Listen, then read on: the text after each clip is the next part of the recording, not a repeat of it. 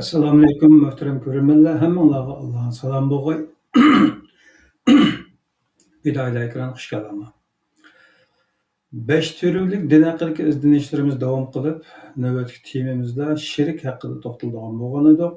Biz oldin qatorliq programmalarimizda shahodat kalimasi haqida biroz inchik to'xtaldik. Chunki bütün gunohlari mag'firat qilingan bandalarning ichida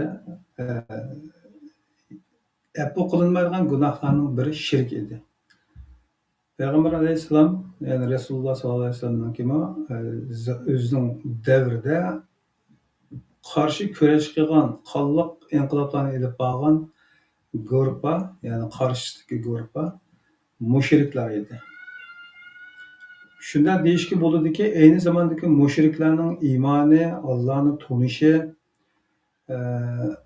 bugünkü atılmış Müslümanlarınkinden halil ılgar, çunkur ve tushungan edi yani. Nimadan na ketayotganligini bilgan edi. Bugungi insonlardagidek undaq agishib mangan emas edi. Shunga bugungi temamizda shirklik haqida to'xtalamiz. Programmani taqdim qilayotgan Hashimjon Qashqari ekranimizda.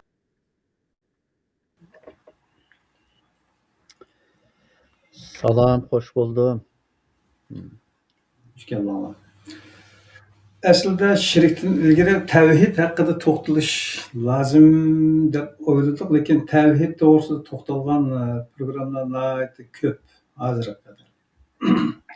Shunga bevosita shirkka o'tgan bo'lishimiz mumkin. Balkim darsda shirklikning qarshisini ifodalash maqsadida zaruriyatida yana shirklik haqida so'zlar bo'linishi tabiiy.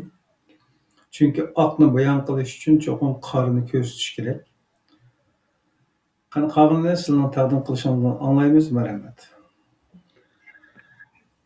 Rahmat, yana qayta ushlashtirish qilgan taqdirimizga imzona bo'lsin. To'g'ri deganingdek o'tganda tavhiddan haliqi la ilaha illalloh muhammad rasululloh deb shahodat kalimasidan keldi. Bu yerda haliqi muhim narsadan birisi biz haliqi chekin bayon usulida keyindan oldi qarab ketayotgandagidek bir xil haliqi holat yoki sharoitni shakllangandek bo'lib qoldi. Lekin haliqi bu so'zlaganlarimizningki hammasi asosiyatdan haliqi bir-birisiga munosabatli, bir-birisiga zich bog'langan bo'lganligi uchun hamda bir-birisini to'liqlaydi, bir-birisiga haliqi savol-javob shaklida o'zini o'zi aniqlab keladi deb ma tariqasida mangdiq hamda. Chunki haliqi yomonni farq etmaguncha yaxshini bilgan olmas deydigan bir ajdodlarimizning so'zi bor-ku. Shu anda tevhidni to'liq tushunib yetishdan ilgarimi shu sherikninki nima ekanligini bilsak hamda tevhidga bo'lgan, ya'ni yaratquchi Tangrininki birligiga bo'lgan ko'z qarashimiz, tushunchamiz va ishonchimiz texim mustahkam bo'ladi deb ma qitimliq suhbatni sherik to'g'risida qildik. Boyami deb o'tdinglar Muhammed Peygambermi aşı şerikten tosqan deb hamda Cenab-ı Allah Qur'on-i Karimning o'zida shu insonlarni hidoyatga da'vat qilib, bu insonni hidoyat degan to'g'ri yo'l degan gap-ku, shu hidoyatga da'vat qilib, shu to'g'ri yo'lda mustahkam menish uchun kitob tushirgan, o'zining birlik va borlig'ini ishonish bilan birga shu to'g'ri yo'lda mustahkam mangdiganga bir kitob yo'l tushirganda Bu şeyde gapimni bo'lib qoldim. Ben shu to'g'ri yo'l degan gapni ishlatdim. Ama bir do'stimiz dediki, yo'lning to'g'risi xatosi olmaydi. Egrisi tuz bo'ladi dedi. Şu sıratul mustaqim deganlikda tuz degan yo'l kimda? Direkt. Şuna shu to'g'ri yo'l, xato yo'l emas, tuz yo'l, maymoq yo'l shakldagi ifodani ishlatishni men o'zim dars og'antib shu suhbatdan. Tamam.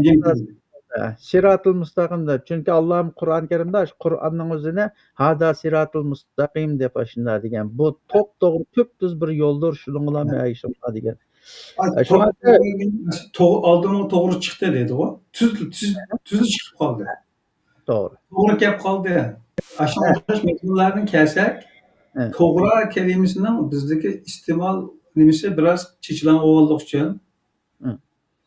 tuz degan so'z biroz muvofiq ekan. Shu bo'lib g'oyat yo'lida.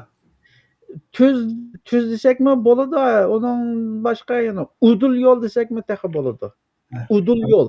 Hech qanday egrilik yo'q, mush yo'ldan chiqmay mansang degan yerga borsa deb udul Hı, yo'l desekmi bo'ladi. tamam.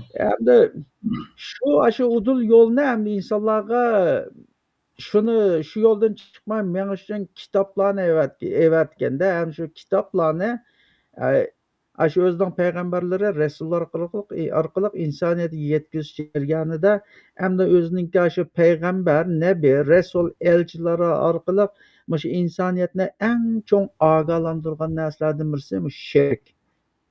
Sherik. Bu sherikni Hı, uyg'urcha biz bu sheriking bormi deb qo'yamiz. Hamda kimdan oldi uni bilmadik-da. Bizim kichik vaqtimizda sherik tijorat qilib ekan, sherkat qurib ekan, sherik bo'lib ekan deydigan shunday bir ma'noda birisiga o'rtoqlik, birisi bilan o'rtaq bir narsani qo'llanganlik, o'rtaq foydalanishni ko'rsatadi endi. Bir shirkatni 5 odam qurgan bo'lsa, shu shirkatdan 5 odam o'rtaq foydalanadi yoki bo'lmasa 2 odam qurgan bo'lsa, o'xshash manfaatni 2 odam o'rtaq oladi. hı, Hamda mushu sherik hamda Xudo, ya'ni Tangri mushu insoniyatga shu udul yo'lni tushirish bilan birga insoniyatni eng ogohlantirgan narsa mushu sherik ekanda. Buni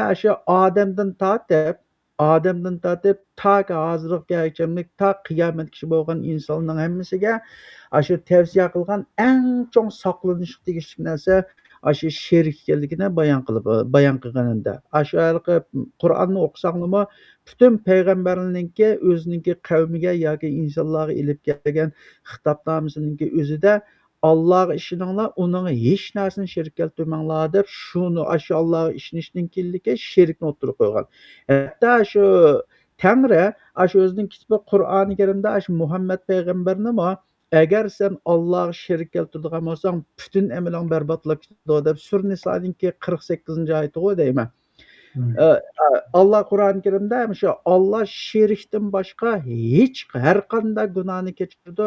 Kimki sherik amal qilgan bo'lsa, bu o'ziga zulm qilgan bo'ladi. hı. Allah xohlagan odamniki xohlagan gunohini kechirdi, faqat sherikni kechirmaydi deb shunda Qur'oni Karimda oyat bor. Sura Niso'ning 48-oyatida.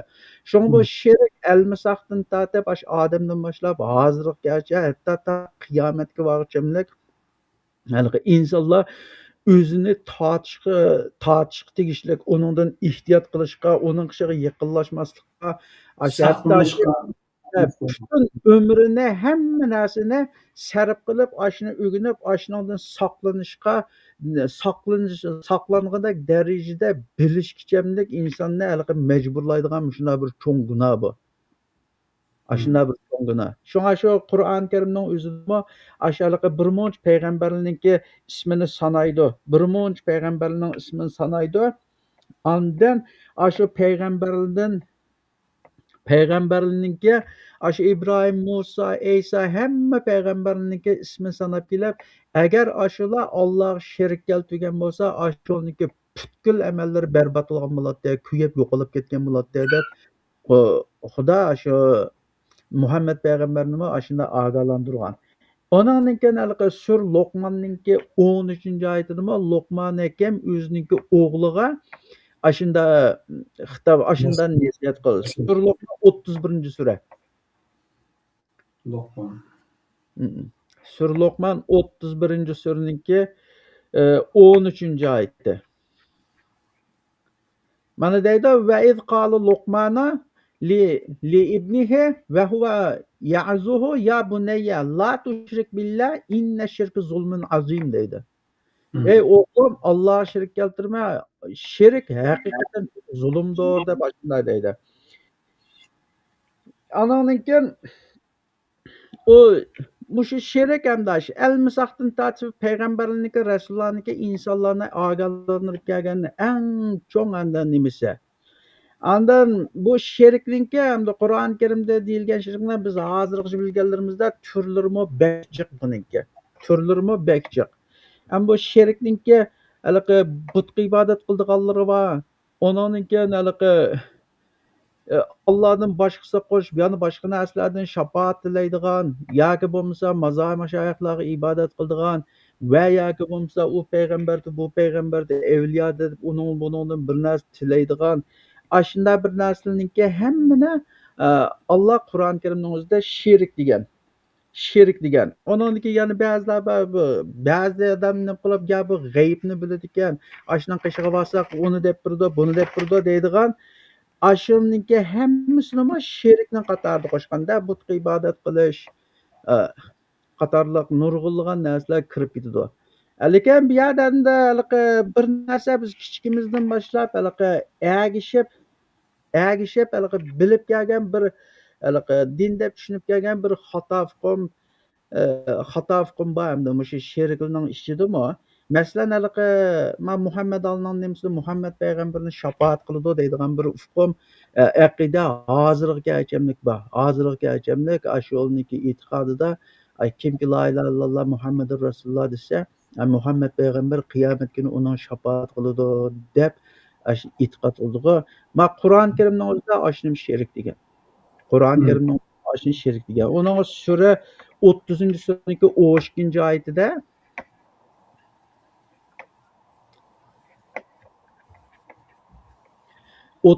sura Rumkan ashuniki 13-oyatida yawma taqumus saatu yublisul mujrimun deydi. Qiyomat qoyim bo'lgan kunda gunohkorlar umidsizinib ketadi. Valam yakul lahum min shurakaihim shufa'u deydi. Shufa'a da shafaat deydi. Va kanu bi shurakaihim kafirin deydi. Ularning shirk keltirgan narsalardan shafaat qilg'uchilar bo'lmaydi. Ular shirk keltirgan narsalarga tanidi deydi. Qur'oni Karimning o'zida shu shafaatning o'zini falon shafaat qildi deganning o'zini Qur'oni Karimda shirk degan. Ashna. Ondan keyin kishilarni ayni shafaat qildi yoki bo'lmasa g'aybni bildi deb u shirk bilan uni shirkning qatorida tizish bilan birga yana Allohniki nomidan Alloh tushirgan oyatlar bilan yoki hukm qilmaslikning o'zini Xudo o'zining dinida shirk degan. Masalan, uning hozirgacha biz anglab kelgan shariat qonunlari bor.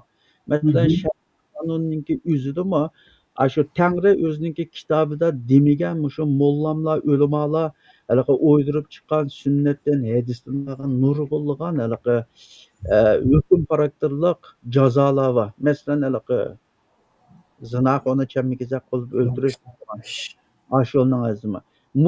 Mushunday bir narsalarning o'zinimi Xudo o'zining kitobida, Tangri o'zining kitobida kitobi demaganlik uchun shirkning qatorida sanagan. Shirkning qatorida. Uning shu sura Shuraniki 21-oyatda Sura Shura 42-sura. Sura Shura 42-surada am lahum shuraka'u shar'u lahum minad-dini ma lam ya'lam bihillah deydi. Alloh ruxsat qilmagan narsalarni dindan Alloh ruxsat qilmagan narsalarni ular shariat qilib bekitgan ularning sheriklari bormi deydi. Agar Allohningki shu va'zi bo'lmagan bo'lsa-da o'zlari zulm qiluvchilar qattiq azob qiladi deb Qur'oni Karimda shunday kelgan. Shunga shu Allohningki dinida bularning kitobida hukm xarakterli oyatlar bor. Hukm xarakterli. Endi uni chiqilmaymiz. Lekin Alloh kitobida belgilamagan shunday bir hukm xarakterli zinoxon chamkisa qilib o'ldirish deyli va yoki bo'lmasa shaxslarga Qur'oni Karimda belgilangan bir jazolarni ya shunday jazo deb berib jazolashning hammasini yoki bo'lmasa Alloh kitobida belgilamagan, dinida belgilagan hukm halol harom belgilashga aloqador narsalarni masalan Tangri o'zining kitobida ya halol demagan yoki bo'lmasa harom demagan aniq narsalar bo'lsa, uni Xudo kitobida unda demaydi. Biz fiqhga asoslanib, sunnat hadisga asoslanib harom deymiz deb mush qilmishlarniki hammani Tangri o'zining dinida shirkning qatoridan sanagan. Shirkning qatoridan sanagan. Mana hozir Sura Shuraniki 21-oyatini o'qidik-ku. Ondan keyin haligi bir inson o'ziniki nafs xohishini iloh qilib olgandimi, shuni Xudo sherikning qatoridan sanagan. Bir inson o'ziniki nafs xohishini, ya'ni Xudo Tangri kitobida bir narsani dedi, lekin u uni tashlab qo'yib, "Ya bu mening o'zimning tanlashi yoki bo'lmasa bu o'zimning xohishi" deb, shu Xudoninki kitobidagisiga amal qilmay, shuningga zo'm-zo'q qarshi, qarama-qarshi turgan bo'lsa-mu, shuningga shu o'zining nafs xohishiga ergishib mang'anning o'zini sherikning qatoridan sanagan. Onunga uni 45-suraninki 23-oyatida shunday deydi. 45-suraning 23-oyatida. Sura Jasiya ekan 45-sura.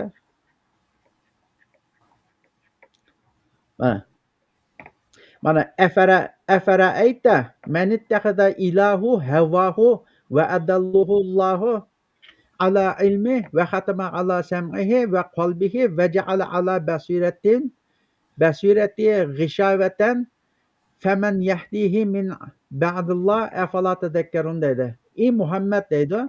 Ko'midingmi sen sana nafsi xohishni iloh qilib olgan, Alloh ilm bilan ozdirgan, Alloh qulqini va qalbini pechatlayotgan va ko'zini parlagan odamni aytib bergan. Alloh ozdirgandan keyin uni kim hidoyat qila oladi? Sizlar bulardan vazniyat olmamsizlar deydi. Ashaliqi Xudoninki deganlarga unamay, o'zininki nafs xohishidan "Ya davrda meningki yo'lam, mening tutqunim bu" deb shunda degan odamnimi nafs xohishini iloh qilib olganimi shu mushriklarning qatoridan sanagan. Qur'oni Karimda. Mush yerda biroz agar tirnoq tatlab ani e'tirof qilaman, endi shu desa boshqa bo'ladi. Shundaymi? O gunohkor bo'ladi u gunohkor bo'ladi. Lekin Xudo degan davrda biz manda qilamiz deb Xudoninki diniga tushgan qonun farmonlarga zid holatda bir narsani o'zining ishidan qilib ko'zilmaslik shaklda bo'lsa, ayndaq qilgan bo'lsa, u sherik bo'ladi. Ondan keyin Sura Kahfninki 26-oltidami "Vala yushrik fi hukmihi ahada" deb Alloh Qur'onda shunday degan, Alloh o'zining hukmida hech kimni sherik qilmaydi degan.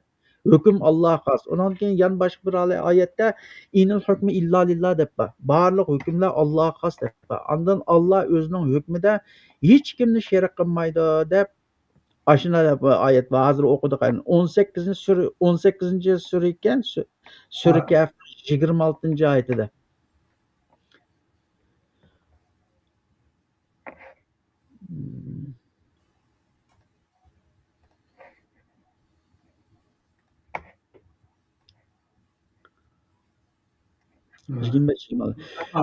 Qulillahu a'lamu bima labithu lahu ghaybus samawati wal ardi absur bihi va asmi' ma lahum min dunihi min waliyyi va la yushriku fi hukmihi ahada deydi.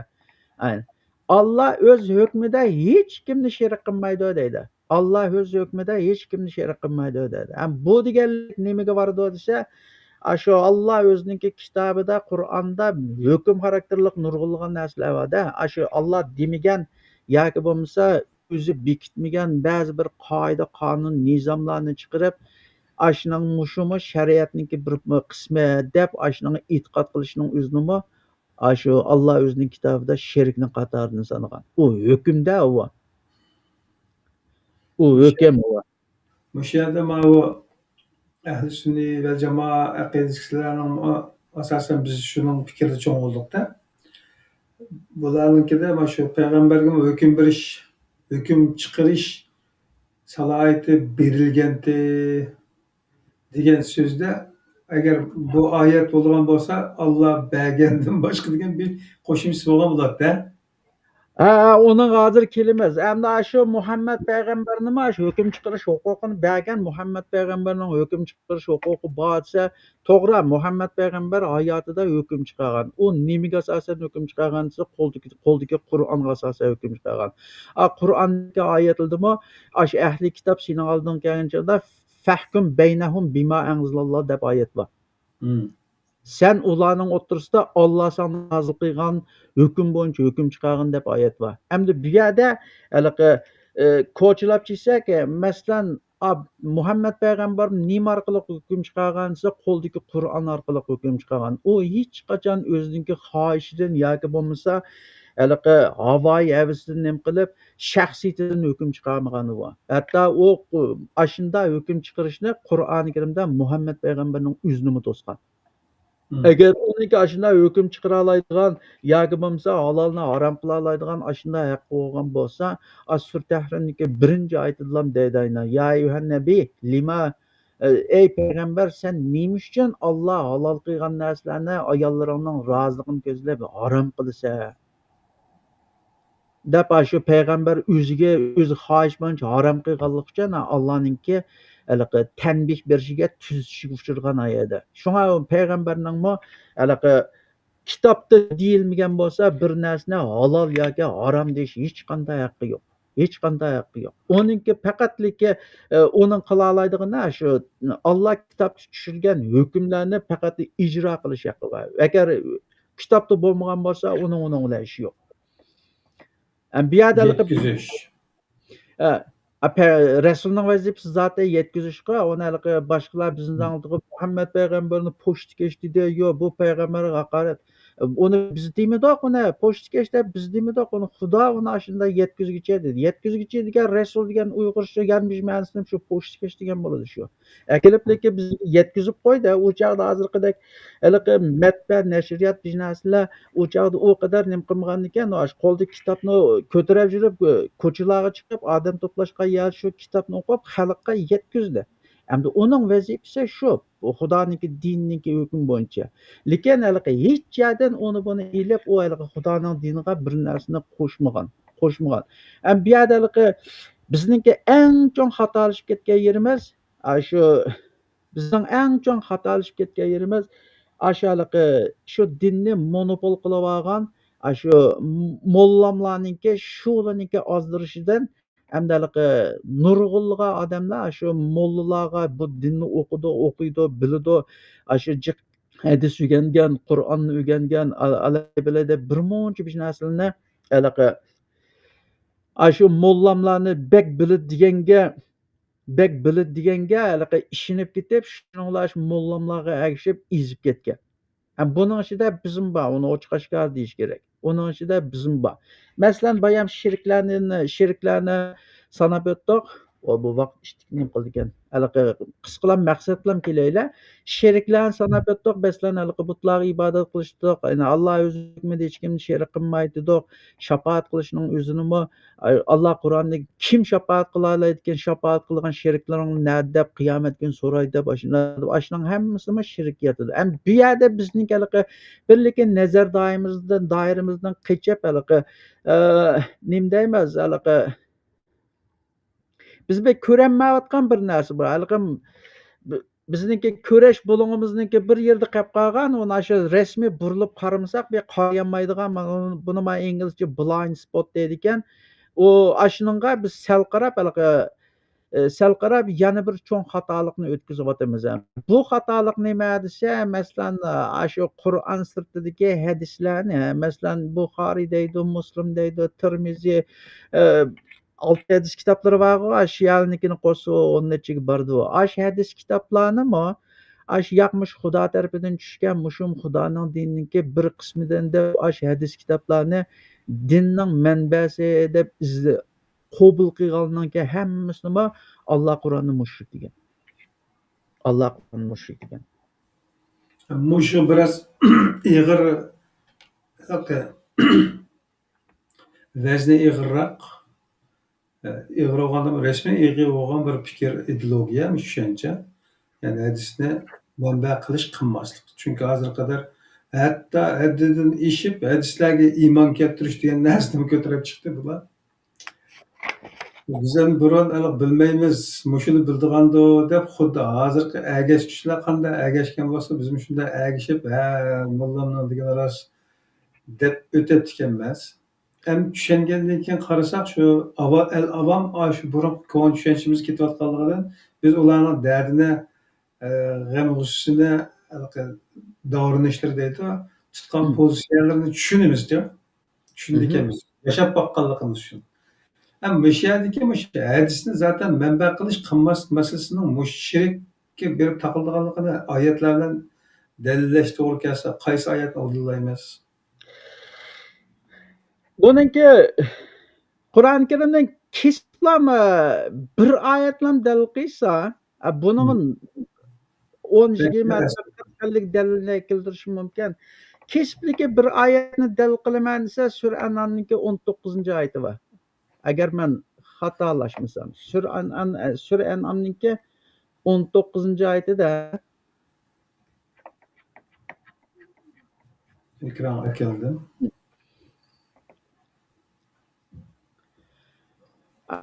Sura An'amning 19-oyatini men birga andan boshqasini men yana deb beraman. Qul ayyi shay'in akbar shahadayda. Qulillah shahidu baynakum va baynahum va uhiya ilayya hadal Qur'an liundirakum bihi va man balagda. Men sizlarni aytqinki, qaysi narsa eng cho'ng guvoh? Aytqinki, Alloh men bilan sizlarning oranglarda guvohdir. Bu Qur'on menga sizlarni va Qur'on yetgan kishilarni ogohlantirish uchun va'da qilindi. Sizlar Alloh bilan barobar boshqa bir iloh bor deb cho'qim guvohlik berasizlar. Aytqinki, men bunda guvohlik bermayman. Aytqinki, u haqiqatan bir ilohdir. Shirk keltirgan butlar bilan mening aloqam yo'q deydi. Onun yana bir oyatda 22-oyatmi? Yana bir oyatda hozir oyatning aniq to'g'rini qilmadi. Anaqa yana bir oyatda Muhammadningki og'zidan chiqib ashuna degan bo'ladi. Anaqa men faqat menga sen faqat sana ergashgangilam amal qilgan mushriklardan nertug'an deb Qur'on Karimda shunday deb oyat bor. Namazda qılınğanğılam ergeşkin deydi. Qur'on bilan ergashgan deb oyat bor.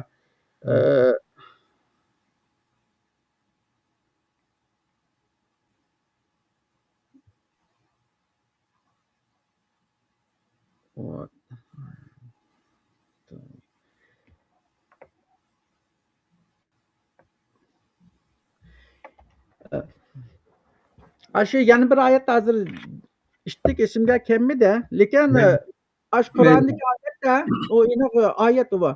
Qur'ondagi oyatda sen faqat sana vahiy qilinganlikka ergashgan mushriklardan yiroq turgan deb bor. Arabningki to'xtang. Arabning 3-oyati bo'lishi kerak.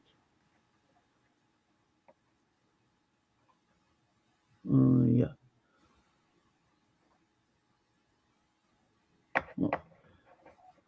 Hozir ishtiki kallamga oyatning ismi nomer ishtik Bu ayet nima aslida? Ashuna oyat sana nazil qilingan ergeşkin mushriklardan bo'lmagan deb. Ya mushriklardan bo'lmagan deb bor. O sura Rumningki 31-oyatida onunki yana bir oyatda sen faqat sana nazil qilingan Qur'on bilan ergashgan mushriklardan nertug'in deb oyat bor. Qur'onning o'zida. Shuningga asosan shu oyatningki hukm bo'yicha Qur'onga ergashmaganlikka har qandig'ini mushrik deydi. Qur'onga ergashmaganlikka har qandig'i mushrik bo'ladi. Mishad biraz logikalik fikr qilish to'g'ri kelsa, Muhammadni nabiy qilishga, nabiy bo'lishga va elchi bo'lishga sabab bo'lgan narsa Qur'onda. Qur'onning o'zini ijro qilganligini deydi shu nimada. Ya'ni hayotida agar payg'ambar Qur'ondan chiqib ketgan bo'lsa, Qur'ondan sirtqa chiqqan bo'lsa, yoki deganlarimizni amal qilmagan bo'lsaydi, ijro qilmagan bo'lsaydi, biz uning bo'yon tomirini uzatdik dedi. Shunaqmi? Ha. Ashunday oyat bor. Payg'ambar Efendimiz hayotida bo'yon tomiri uzilib ketib o'lmaylik. Bu shuni guvohlik berdiki, u odam to'liq yetkazgan. To'g'ri. Ondan sirtqa chiqmagan. Chiqqan yerlerde zaten tembih geldi, o tüzlendi o. Tanavlar tartılgan yerleri bo'lgan. Abetini sizlar misal algandek, sizlar Allah sana halal kılgandığım için aram kılsan degenge o'xshash yerlerde tartılgan. Yani Kur'an'dan sırtıga çıkmagan. Eğer peygamberge ergişilgan bolsan, sen Kur'an'dan sırtıga çıkma degan yakın kegil buldu. To'g'ri. Onun üstüge bu nurg'un hadislerde Kur'an'a to'g'ri kelmaydigan nasli aniq to'simi voz kechilmaslik, ikkilanish, dalg'ug'ulash, Hani ilgilikiler bizden obdarak biledi dep ularning hayoti ishida erib ketish, mushu aşı himmat qilmaslik, gunohni oldisiga ishni qo'yib mas'uliyatdan qochish sababi bilan o'tirib chiqib o'zlashib qolgan ekan bular. Aşında hem de Kur'an'daki bayanlar da Kur'an'daki Kur'an'da bayan kılgan narsada muş ergeç küçülününki betamamisine cehennem şırda da Kur'an-ı Kerim netçiyada ayet var. Netçiyada. Onunki ergeçtiği küçülünüme okşaş cehennem şırda da Kur'an-ı Kerim'de ayet var. Hem de insanınki köpe, ötkeldim depetukka başlar ergeç yaşaş bu bir xil bir mentality ekanda o'niki. Şoňa bu dinni kontrol qilganlar şu boshqalarni o'zlariga ergashtirib, bu ergashganlar shu dinni Xudoning dinini o'rganishdan o'zlarini eg'i kelib, shu din o'qiganini ham mushu hammani biladi. Mushu bilmasa manchil vaqt sarf qilibdi, mushu bilmasa biz o'qimadik deb o'qimadik, mushu o'qiganlik uchun biladi deb tekshirib tadqiq qilmay ergishib jahannamga tushirdi. Qur'oni Karimda. Buningki bir nechasini misol qilib o'tsak bo'ladi. Hozir mana sura 33-suraning 67-oyatida. Sura Ahzobning 67-oyati. Sura Ahzobning 67-oyatida ashunda deydi.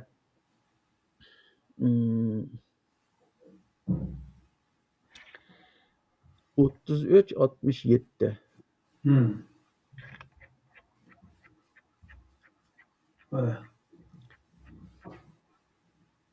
Mana. Do'zaxda Uyg'urcha o'qiydi. Do'zaxda ularning yuzlari turilib ketadigan kunda ular koshki biz Allohga itoat qilgan bo'lsaqchi, Rasulga itoat qilgan bo'lsaqchi deydi. Muhammad sallallohu payg'ambarga deb qo'yapti. Onunki ular deydiki, ular Rabbimiz biz haqiqatan boshliqlarimizga deydi. Qalu Rabbina inna ata'na sadatina deydi. Ve kubrana deydi. Cho'nglarimizga deydi. Ve kubrana fedalluna sabila deydi. Ular bizni to'g'ri yo'ldan ozdirdi deydi. Hani Rabbimiz ularga azobni ikkisi bergan va ularga qattiq la'nat qilgan deb ashunda deydi. Mana bu Qur'onda shu ergash kishilarningki oqibati. Qur'oni Karimda shu ergash kishilarningki hammasi asosiy jihatdan boshqalarga ergishib, anonikin jahannamga kirib qolgan. Boshqalarga ergishib. Yana birisiga o'lida o'z oldiga fikr qiladigan yoki bo'lmasa masalalarni o'ziningki aqli bilan izlanadigan manda bir holat bo'lmagan. Şoňa Qur'oni Kerimda o'z oldiga mustaqil fikr qilmaydigan, ergishib yashaydigan qorilar, erkaklarning hammasini Qur'oni Kerimda mushrik degan. O mushriklar yolg'iz butga ibodat qilish, onanikin Alloh shirik keltirish yoki bo'lmasa Allah bilmagan narsani halol harom deyishdan boshqa aqlini ishlatmay qorilarcha boshqalarga ergishishnimi Allah Qur'oni Kerimda mushriklikning qatorine solgan. Mana hozirgi oyatni dalil qildik. Ashnonimi ergash kuchlar, ergashtiruvchilarniki keyindan ergishib jahannamga kirib ketgan. Shu yerda shu ergashganlikning manbasi qaralgan bo'lsak, so'zlanayotgan o'ziga kelayotgan, nozil qilingan vahiga qaramay payg'ambarga islamilash. To'g'ri. Shundan imomlarga ergishib bilish. O imomlarning ismini topolmay, oxirida bechoron dehqon chavachatqanning hammani bejoraga besib olib, shuning hammasi tikan beshin qataman degandek qilib, ahli sunna vel jamoa deblam uning ismi yo'qda ichida. Sanab bo'lolmaydi chunki. Shuning bechoron hammasi shuning ichida deb mana yo'g'ib kelgan bir mantiqi azroq o'ylangan odamni o'qib qolsa, buning keyindagi bu g'alatni bayqay oladi-chu. Shu ergashganlikning masalasidan chiqib chiqqan ishkan shu. Nimaga ergashish kerak desizlar? Asli shu Qur'onga ergashish kerakdi. Rasul shuni qilgan edi. To'g'ri. Endi bu samoviy kitobni ilib kelgandan keyin hammasi bu haligi azroq tarixni keyinliganda desa asosiy jihatda o'xshab ketadi. Masalan, Tavratni ilib kelgan chog'dimi, Tavratni biz bek bilamiz deydigan Yahudiyniki mollamlari bor. Bani Isroilning mollamlari ash Tavratniki oyatlarini tiqivilab, o'zlari xohlagancha xalqni monopol qilish uchun yoki o'z nafsiga cho'g'datib boyolash uchun Xudoninki kalam gap so'zlarini oyatdan burmilayotganda ular haligi o'zgartirmagan lekin burmilayotgan. Shuning bilan anzakin bu xalq bilmagandan keyin xalq o kitobning haqiqatini bilmagandan keyin o Bani Isroilning mollamlari shu o'zlari yashayotgan hokimiyat bilan birlashib o'zining xalqiga o'zi zulm qilgan ekan. Bani Isroilning mollamlari. Masalan, haligi e, Qur'ondagi bir qissada Namrudningmi birsiniki chiqidi, Qorinning ismi chiqidi. Qorinning ismi, shundaymi? Qorinning o'zimi shu Bani Isroilning ichidagi birisi. Shu molla shu. Hmm. Bani Isroilning o'zining xalqini shu Qorin shu hokimiyat bilan birlashib manda ezganda, hamda Aysoni kirstimiqlab o'ltirdik deydigan shu Bani Isroilniki qissasi shu. Endi u qissaning boshlanishi nima bo'lgan desa, tarixda o Bani Isroil hozirgi shu Falastin zaminida yashash jarayonida u burun Falastin Rim hokimiyatining kontroli ostida ekanda, o'shaning o'zida yashayotgan Bani Isroillar qo'ldagi Tavratdan foydalanib o'zining xalqiga zulm qilish uchun Rim hokimiyati bilan manda moslashadigan gap ekan. Uning ichidagi ba'zi narsalarni ular o'zi xohlagancha halol harom belgilab, uninikini o'zining xalqini ozdirib ketgandan keyin Isa payg'ambarniki kelish sababi shu Bani Isroildan shularga kitobni tiqib olgan narsalarni oshkorlab Xudo tushirgan haqiqiy dinni xalqqa bildirish uchun shu Bani Isroilga shu Isa payg'ambarning qo'lidagi Injillar evatdi ekan. Endi Isa payg'ambar u Bani Isroilniki mollamlarni qishiga kelgan chog'da haligi ko'nahda yangi ahdini qilsa u Rim hokimiyati bak nim qilmaydi ekan. Chunki ular haligi Bani Isroilni bu ayrim xalq deb bilgandan keyin uning ishiga aralashmay shu Isoni shu Bani Isroilning mollamlari chunki uning manfaatiga uyg'un emasda, ya bu yolg'on payg'ambar. Buni ko'tarib kelgan kitobim yolg'on, bu Xudoning elchisi emas, bu o'zi to'qib olgan yolg'onchi deb Rim hokimiyatiga chekishtirib manda o'tkazgan. Bu yerdagi asosiy sabab nima desa, kitobning ichidagini shu o'zlariniki maqsadiga uyg'urlashtirib, shu Xudoning dinini monopol qilib, o'zining xalqi insoniyatni ozdirish. Hamda Isa payg'ambarning vafoti shu. Yani Xudoning nomidan hukmronlik qilish. Xudoning nomidan hukmronlik qilish. Endi bu haligi Qur'on hamda arablarga tushdida, İbrahim payg'ambarning duosi bilan hamda shu Tavratda nima yozilgan, Injilda nima yozilgan, hamda arablar shu yer bilan bir o'xshash bir jo'grafiyada yashagandan keyin hamda o'zaro bir-birini tushunishib, nimaga e'tiqod qilayotganligini bilishib yashasin, bir xotirjamlik, tinchlik bo'lsin deb, İbrahim payg'ambarning duosi bilan Alloh shu arablarning ichidan Muhammadni chiqarib, shu Tavrat, Injilda bor narsani o'zining yoshirganlarini oshkorlaydigan, andan Xudo tushirganlarini rasmoviy deb shu Tavrat bilan Injilni tasdiqlaydigan Qur'onni arablar ko'rdi ekan. Qur'oni Karimning o'zida oyat bor, sura Maidaniki 47-oyatiga deyman. Qur'on Tavrat bilan Injilni tasdiqlaydi, undan keyin muhiman alayhi deb bor. Tavrat va Injilni tasdiqlaydigan va uningdan ustun turadigan deb manda bir Qur'oni Karimda oyatlar bor. Hamda shu 3 kitobni bir joyga kelsa, buning ichida shu Qur'on o'lcham. Qur'on o'lcham. Agar shu Tavrat va Injilga amal qildiganlar rasmiy hamda Xudodan qo'rqib bizning kitobimizdagi zodi shu kitobimizdagiga amal qilaylar deb nim qilsa, Tavrat bilan Qur'on bir joyga kelsa, ikkilasi o'xshash kitob chiqadi. O'xshash kitob chiqadi. Bu yerdagi narsa nima desa, Xudo tushirgan dinni, Alloh tushirgan dinning kitobini mushu boshqa gap topolmadim endi. Uyg'urcha desak, mollamlar jamiyati deymizmi? Mushular monopol qilib ketgan. Mushular monopol qilib, shu Xudoning kitobining ishidan, masalan, Bani Isroillar u nima degan desa, Isa unda degan, uningdan burungi payg'ambarlar unda degan deb, shu Bani Isroilningki, hozirgi Jewish deganninki Tevratqa qo'shib yana 2 dona amal qiladigan kitobi bor. Birisining ismini Talmud deydi, yana birisini Mishna deydi. Andan ulama ulama shu hadis kitob.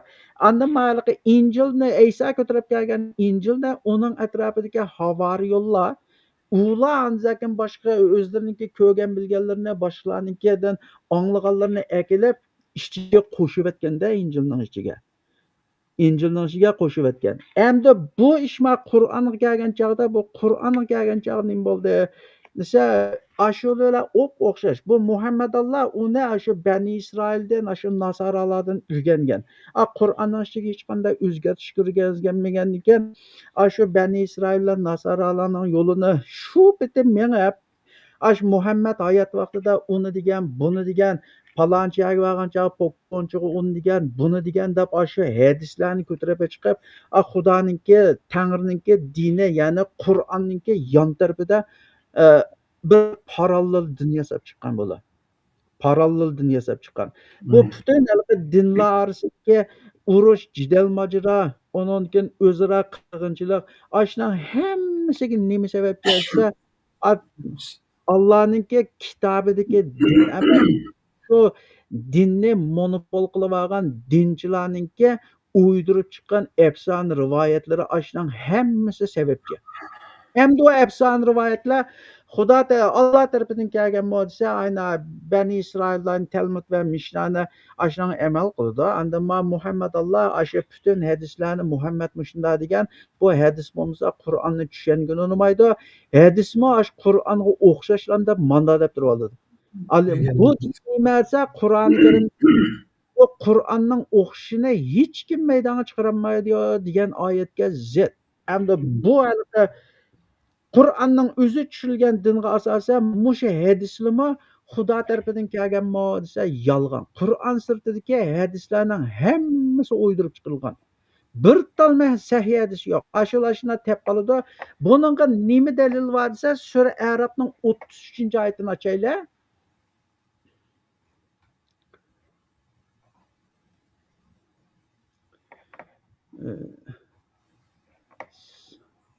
Yettinchi 33-oyatda.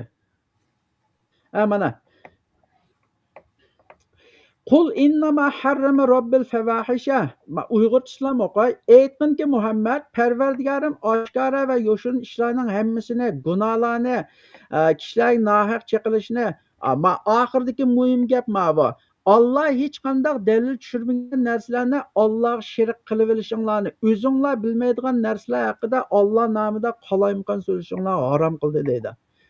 Arabcha buningki Arabchasini o'qisa Qul innama harrama robbi fawahisha ma zahara minha va ma batan val ithmi val baghi big'oyril haqqi va an tushriku billahi ma hammadan muhim bu billahi ma lam yunazzil bihi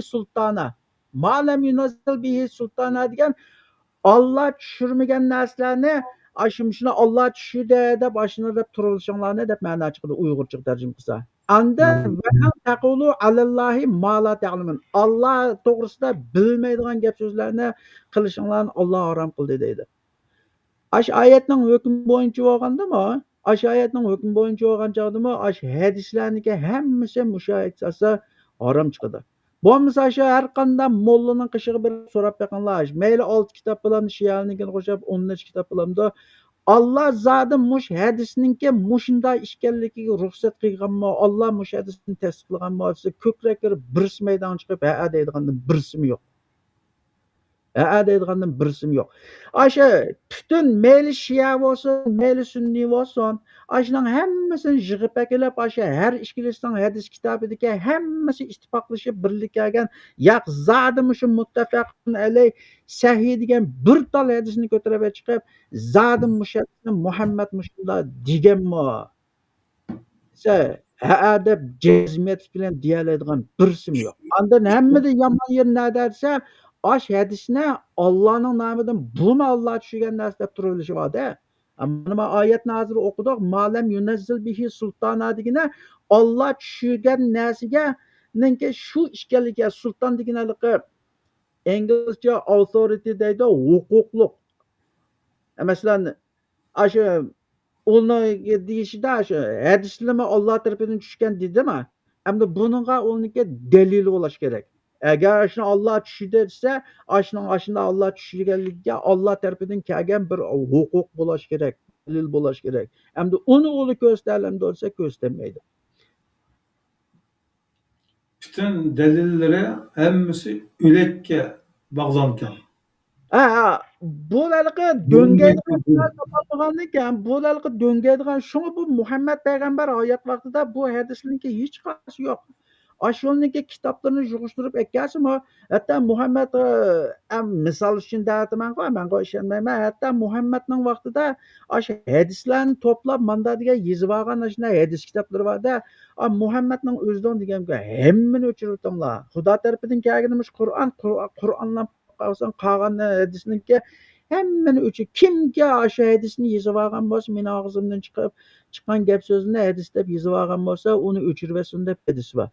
Ondan shu Abu Bakrning vaqtida, Umarning vaqtida uninki shu xalqniki to'plab olgan hadislarni yig'ib kuydirib etgan manda voqealarim bor.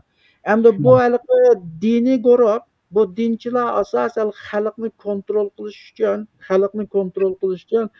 shu Xudoning diniga endi uniga qo'rqib bir narsani qilolmaydi-da. Qo'rqmaysa o'zining nafsi bor u yerda. Shu o'lib ketgan payg'ambarga shunday afsona rivoyatlarni to'qib chiqib, mushunday qilgan deb haligi Allohniki diniga parallel bir din yasab chiqqan.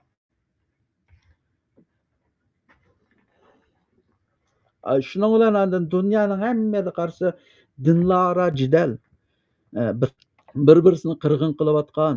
Lekin Allohniki dinninki tushigan kitobining o'zi ichiga kelib, zot shunday emas, uning hech qanday dalili yo'q.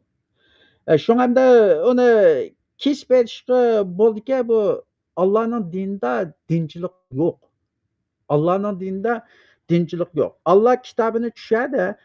Uni ya men bir Allohga bo'ysunay bo'ldim, dunyoda rohat yashay, oxiratda xotirjam yashay deydigan odamlarga o'sha kitobning o'zi yetarli. Endi uning ichidagini bilsa amal qilish kerak. Bilmasa, bilganligidan Xudodan qo'rqadigan bilim bor odamlardan bir odamning hamma narsani tushunib ketishi notayin, shundaymi? Endi ba'zi bir kallasi yetmaydigan yerga jiqroq bildigandan so'rab nima qilsa, u odamga hech qanday gap so'z qo'shmay, shu Xudoninki kitobidagi tushuntirib qo'ysa, u unga ajr oladi. Lekin Allohninki dinininki aniq hukmi bilan, Qur'onning oyatlari bilan Allohning dinida Uyg'urcha nimda mollamlikqa, dinchilikka uning hech qanday o'ri yo'q. Shunga bir Sur Tavbaninki 31-oyati-ku, 34-oyatida.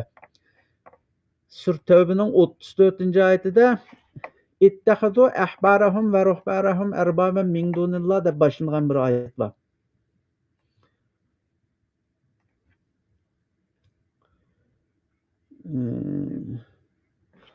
Bu Sur Tavba mana Sur Tavbaning 31-oyati ekan. İttakhadu ahbarahum ve ruhbanahum erbaben min dunillah vel mesih ibn Meryem ve ma umiru illa liya'budu ilahe vahida la ilahe illahu subhanahu amma yushrikun deydi. Ular Allah'ını qo'yib o'zlarininki ulamolarni oyatga erbob degan shu Rab Erbob degina shu rablari nasoralarninki nimasiga nasoralarninki pristlari, poplari ahbarahum degina Yahudilarninki poplari, ahbarahum degina Yahudilarning poplari. Ashularni andin Maryam o'g'li Isoni o'zlariga rab qilib oldi.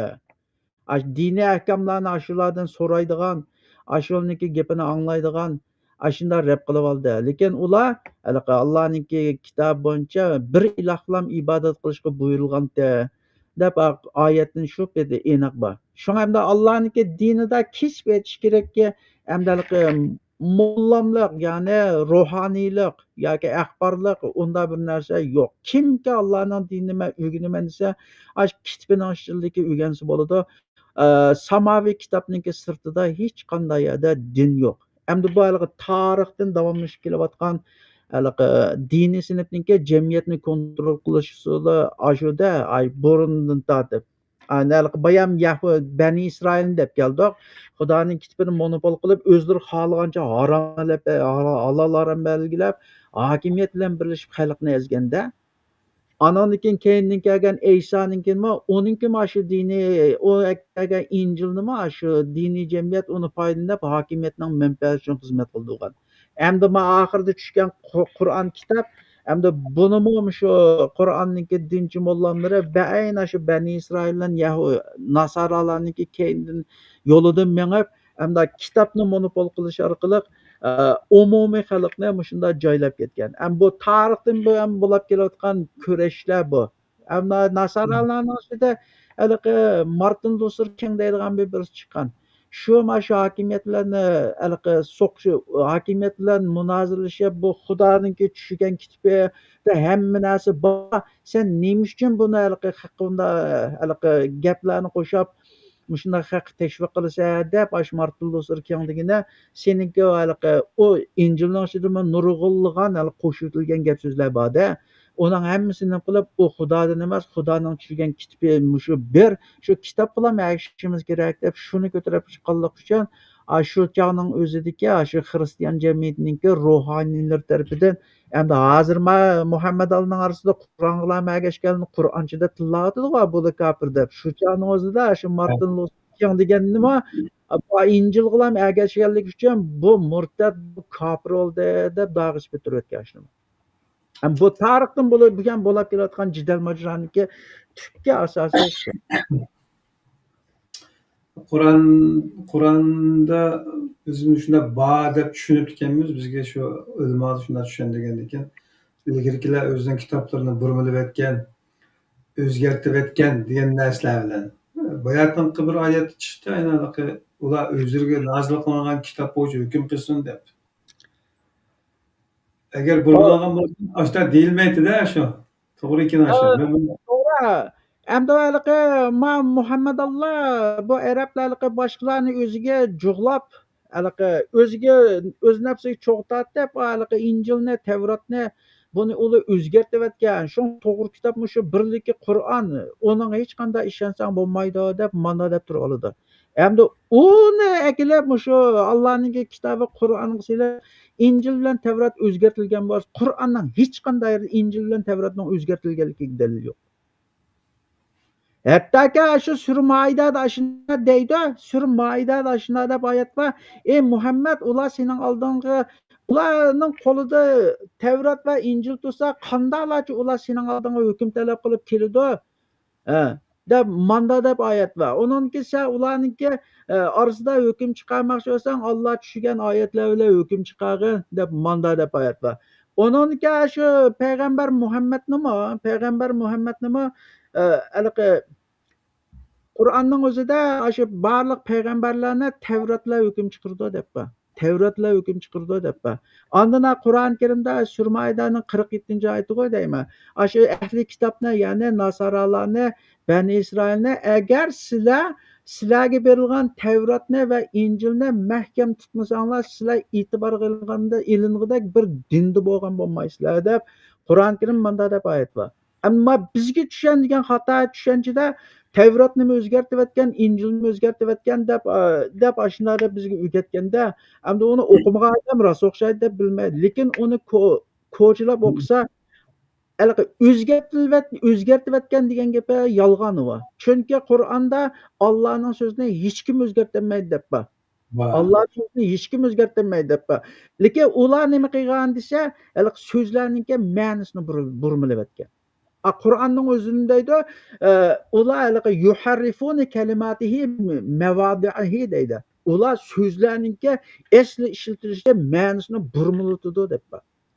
O'xshashgan. Hozirgilarni Shu. Hozirgi o'xshash. Şoň hemde halky Uýgurnyň içinde halky hata bir düşünçe barda İncilni özgertip tutgan, Tevratny özgertip tutgan, onuň hemmesi kafir. Ya, onday gap ýok. Kur'anda onuňa delil ýok.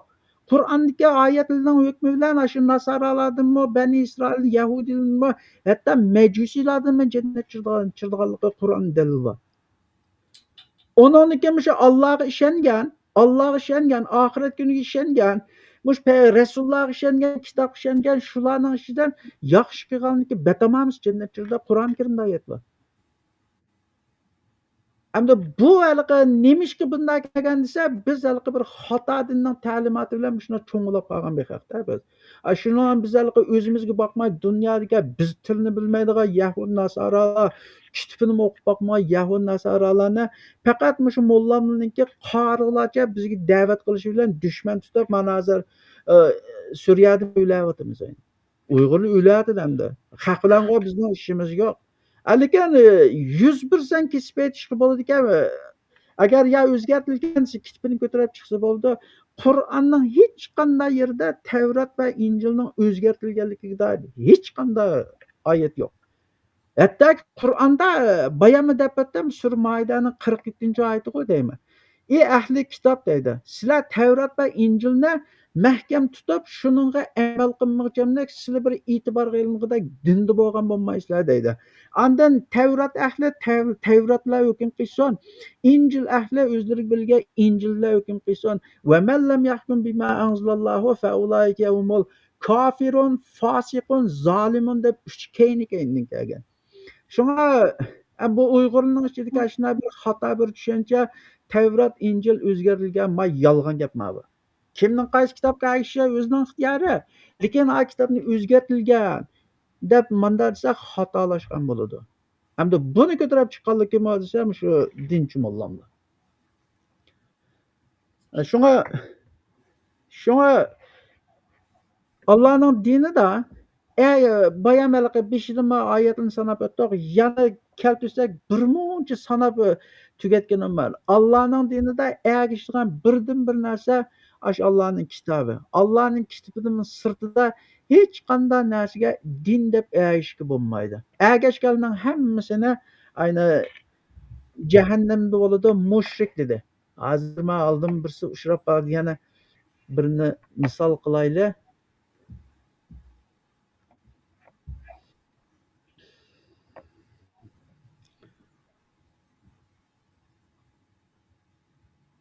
Mana aş ägeşkelninki aşu Hudaňyň kitabyga ägeşmej, başlagy ägeşkelninki birsiniki bir misal mana Sura A'rafnynki 38-nji ayet, 7-nji sura 38-nji ayetde diýdi. Allah ularga aýtdy diýdi. Sizlerden ilgiri ötken jinlardan we insanlardan bolgan ümmetler bilen birlikde dozaq kiringlar diýdi. Anan her kaçan bir ümmet dozaq kirdiken o özünden ilgirki ümmetge onun ägişip onun özünden ilgirki ümmetge lanet okuýdy diýdi. Ularning hemmesi dozaq kirip bolup jemleşgende ularning keyinkileri ilgirki qarap, "Ey Rabbimiz, bular bizni azdygan, ular ikkisi dozaq azap bergin" diýdi. Allah hemmesiga ikkisi azap berildi, lekin sizler bilmeýsizler diýdi. Muşuma şu ägeşkenden akıpdy şu. Muşuma ägeşkenden akıpdy.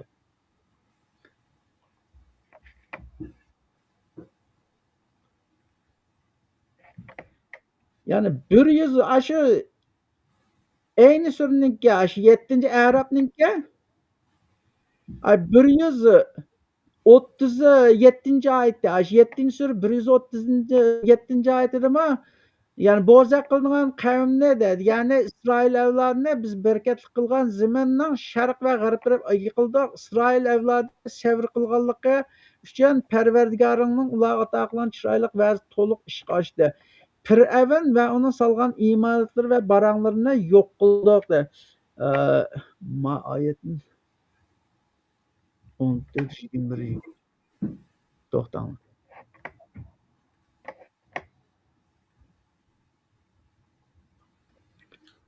Otuz altıncı ayetimi, 136 ayetim boldy eken. Mälädaş. Ma Sure İbrahim'ninki 21-nji ayetide maş ägeşkelninki akybytyny depdi we. Ularning hammasi qiyomat kuni qabrlaridan chiqib Allohga muloqot bo'ladi. Ojizlari mutakabbir agashtirgichilarga deydi. Mutakabbir agashtirgichilarga deydi. Shubsizki biz sizlarning agashgichilaringlar edik. Sizlar bizga bo'layotgan Allohning azobidan ozroq dafi qila olamsizlar deydi. Ular Alloh bizni hidoyat qilgan bo'lsa edi, biz albatta sizlarni hidoyat qilardik. Biz mayli nol faryod qilaylik, mayli savr qilaylik, baribir o'xshash. Bizga hech qanday qochadigan joy yo'q deydi. Nechinchi oyatda? Sura İbrahim 14-suraniki 21-oyatda. 14-suraning 21-oyatda.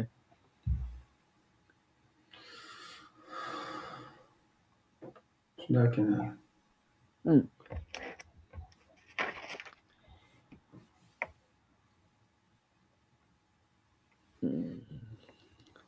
Ondan Sura Ahzobniki 67-oyatida.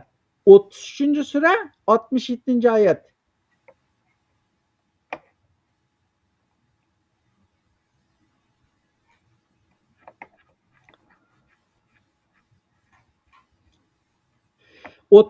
Sura 67-oyatda وَقَالُوا رَبَّنَا إِنَّا أَطَعْنَا سَادَاتَنَا وَكُبْرَاءَنَا فَأَضَلُّونَا سَبِيلًا deydi. Ular Rabbimiz biz haqiqatan boshliqlarimizga, kattalarımizga itoat qildik, uni ergashdik. Ular bizni to'g'ri yo'ldan ozdirdi.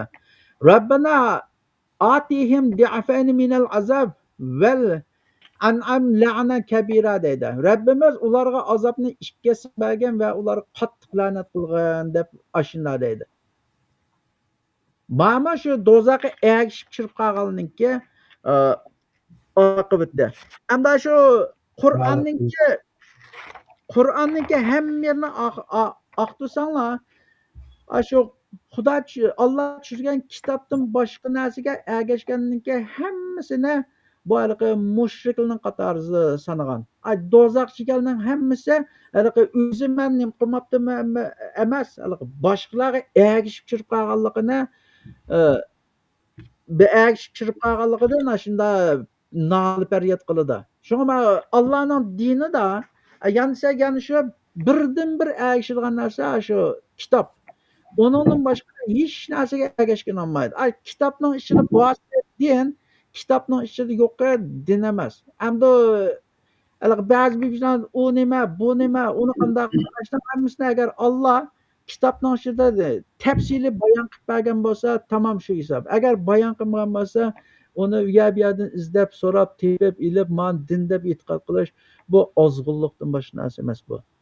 Bu ozg'unlikdan boshqa narsa emas. Shunga kesiblikka aytishga bo'ladiki, kesib aytish bilan bo'ldiki, Qur'onning sirtida har qanday narsaga din deb Qur'onsa hadis bo'lamdi, Buxoriy, Muslim bo'lamdi, shu 6 sahih hadis kitoblar bo'lamdi. Qur'on sirtida har qanday narsani din deb ergishishning o'zini Alloh Qur'oni Karimning o'zida mushriklik degan. Mushriklik degan.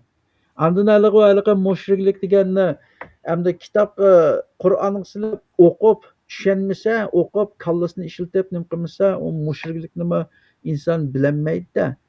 Anan shu shunda inson boshqalarga ergishib, shu mushriklikni o'lgan chog'da biladi ekanda, qiyomat kuni o'lgan chog'da biladi ekan. Uningga shu sura 6-sura An'amningki 6-sura An'amning 22-oyatini ochaylar. 19-oyatidan boshlaydi.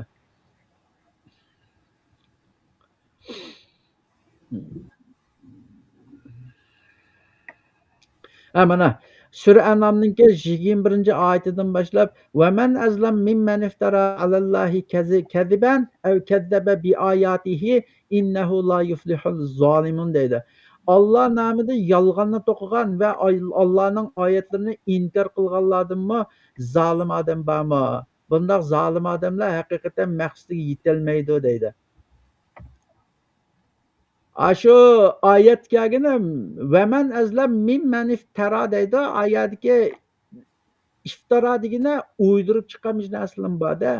Uni bo'hton qilishdan boshqa biz Uyg'urcha deymizga tuhmat qilma odamga bo'hton chaplama deymiz. O tuhmat bo'hton degan shu insonda vujudida yoki sifatida yo'q narsani o'ydirib chiqarib, ashuna chaplagan narsani töhfənd deymiz, şundaymı Uyg'urcha? Buni arabchada iftiro deydi ekan. Hamda ayadiki shu iftiro qilgan narsa, hamda shularniki o'ydirib chiqargan shu hadislarimi Qur'onniki hukm bo'yicha Qur'on sirtidagi hadislarning hammasi iftiroga uchirdi. Chunki Alloh uninki shundoq ekanligiga hech qachon halaqa huquq tushirmagan. Ondan oyatning keyinida deydi, qiyomatga ularning hammasini yig'imiz deydi. Ondan mushriklarga diqqat qilg'ayirma va Allohning sheriklari deb e'tiqod qilgan ma'budlaringlar qani deymiz dedi. Ondan mushriklar qo'pab deydiki, summa lam takun fitnatuhum alla an qalu vallohi robbina ma kunna mushrikin dedi. Ya Alloh biz mushrik bo'lmagandik deb tinib oladi deydi. Mushrik bo'lmagandik deb tinib oldi dedi. Ondan keyingi oyat 24 oyatda unzur kayfa kazzabu ala anfusihim va dalla anhum ma kanu yuftarun dedi. Sen ularning o'z amaliyatining eksicha qandoq yolg'on so'zlaydiga qaragan ularning iloh deb olgan butlari ulardan qochidi deydi. Mayadiki ularning iloh deb olgan butlari ulardan qochidi deganni yengil passib qo'lni uchiga tarjima qilib qo'yganda oyatning eslisiga kisasa vadalla anhum ma kanu yaftarun deydi. İftira qilgan, o'ydirib chiqqan narsalarniki hammasi ulardan qochadi deydi. Ash hadisning hammasi o'ydirib chiqarilgan. Bir talma sahih hadis yo'q. Ashna Xudo tushirdi deb e'tiqod qilganki, u odamning mushrikligida shak yo'q. Ayni oyat ayni.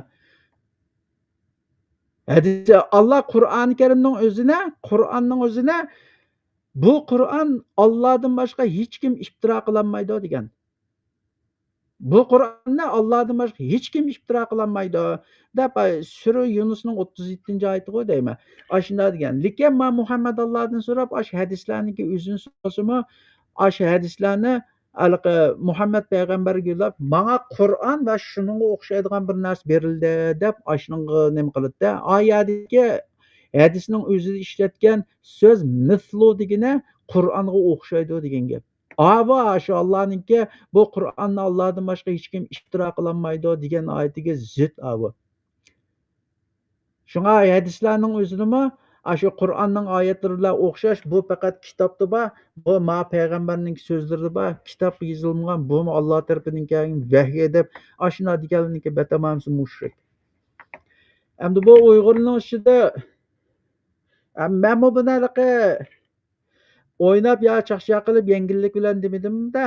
Endi men o'zim 98dan boshlab shu diniy yo'lda shular mengib yurib, o'rganib endi uni kesib aytishga bo'ldiki, bu Uyg'urlarning ichida yangilik.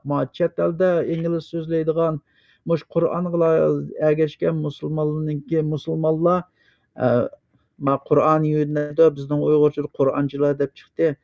Endi ular shu 6 hadis kitob bo'lamdi, ahli sunniy vel jamoa bo'lamdi, Hanafiy, Shofiy, yana boshqa bisolamdi. Qur'on bilan ergashmagan bo'lsa, uning hammasini batamamisini mushriklar deydi. Mushriklar deydi. Endi uningga Qur'oni Karimdan uningga tonnalab dalil keltirish mumkin. Bu yolg'iz 5-2 emas. Agar vaqt yarvasi men oz deganni mishar o'tiraplikka 20-30 ni keltirib beraman.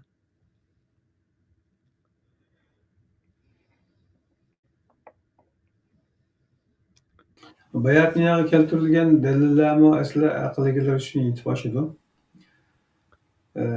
Qabul qilishni istamaydigan, ko'z quloqlarini etib olgan insonlarga bütün Qur'on Karimning hammasini dölib aytgasimi, bütün oyatlarni oldida dölib aytgasimi yetmaydi ekan. Qaysi bir ulemosi, turklarning qaysi bir ulemo deb ataladigan birisi ashaddatda 500 tane hadis oyat aytgasangmi, hech narsam olmayman men. Hadis qarayman deb. Ashta deganlarni ko'rdikda nimada. Hozir mana bu naq maydon ko'rayotgan talibchaqdan birisi madrasada o'qiganlarga ularni hech ta'virtanmaysa bu gaplarni degan shaklda bir gap qilibdi. Ular shu narkozlanganda. Allah Qur'oni Karim nima deydi? Shu halaqi Qur'onni o'qib bersa, uni anglamaydiganlarni, oxiratga ishonmaydiganlarni biz ularning quloqini gaz qildik, ko'zlarini ko'r qildik. Ularni hidoyat chaqirsangmi, ular hech hidoyat topmaydi, deb ashuna deydi. Tushunmaydigan qavmlar bo'ldi deb.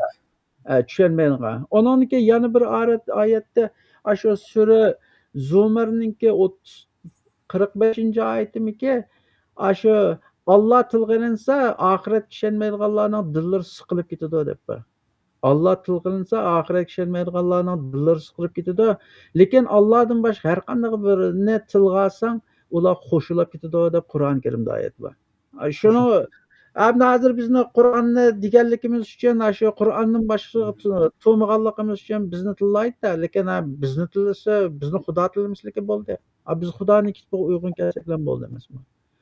Hamda buni haliqi biz o'zimizga selib, biz o'zimizninki bir millat bo'lash, hamda bir vatandosh bo'lash hozirgi taqdirimizga tatbiqlasak, ham boshqalarning qanday yo'l tutishga o'zining ixtiyori, biz bilan yo tildosh emas yoki bo'lmasa taqdirdosh madaniyat hech nima biz bilan ishimiz yo'q. Ammo biz o'zimizga selib aytsak, hamda Uyg'urlarniki buni davomli ta'kidlab turish kerak, millatniki kallasiga selib turish kerak. Biz Uyg'urlar shu diniy e'tiqod jihatda bir xato yo'l tutiblikka, Xudoning dinini to'g'ri qabul qilmash, afsona rivoyatlarni din deb qabul qilganligimiz uchun eng chong talofat ko'rgan xalqmiz. Eng chong talofat ko'rgan. Hamda boshqalarning o'zining mollamlari bor, o'lnimi uyg'otish yoki bo'lmasa haqiqatni yetkazish, o'lning o'zlarining ichidagi odamlarniki vazifasi. Biz hamda bir Uyg'ur bo'lash sifatimiz bilan, Sharq Turkistonlik bo'lash sifatimiz bilan biz o'zimizning millatimizga xizmat qilsak, shu kifoya deb men mana deb o'ylayman. Biz vaqti Muhammad mushriklarga nido qilib anglitolmagan chog'da işte sen ularga homiy emassan degankan. Shu hech kimga o'ddigar emas, yetkazguchi ekanmiz. Shu biz yetkazib qo'ymaymiz, hamda shu tarixda o'tgan rasullarniki asosli vazifasi shu bo'lgan. Hamda payg'ambarlarniki boshqa vazifalarim bor-da, lekin rasullik salohiyat bilan hamda hamma nabiylar rasul. Rasullik salohiyatlar rasulniki vazifasi faqat va faqat shu o'ziga Xudoning dinini boshlar to'g'rilab yetkazib qo'yish. Uningdan boshqa ishi yo'q. Hamda uni ijro qilish yoki unga amal qilish anglagandan keyin onunğa qanday muomala pozitsiyada bo'lash, shuni anglag'uchilarniki o'ziga taalluq. Anglag'uchilarniki o'ziga bog'liq. Endi vaqtni birozlik tirishmasak bo'lmaydigan kelib qoldi. Bugungi temani xulosalasak, shirik Allohga ibodat, Allohga bo'lgan qilinadigan sig'inish, ibodat, madad istonat, yordam tilash, aniki ulug'lash, hukmlariga hukmlari deb qabul qilishda, ya'ni hukmda ya'ni Allohning sifatlariga yana bir narsani shirik qilish, ya'ni uningdimi bor deb qarashdak shunday narsalarning hammasi, mush amallarning hammasi shirik qatoriga kiradigan amal ekan. Hatto ba'zan shirikni o kadar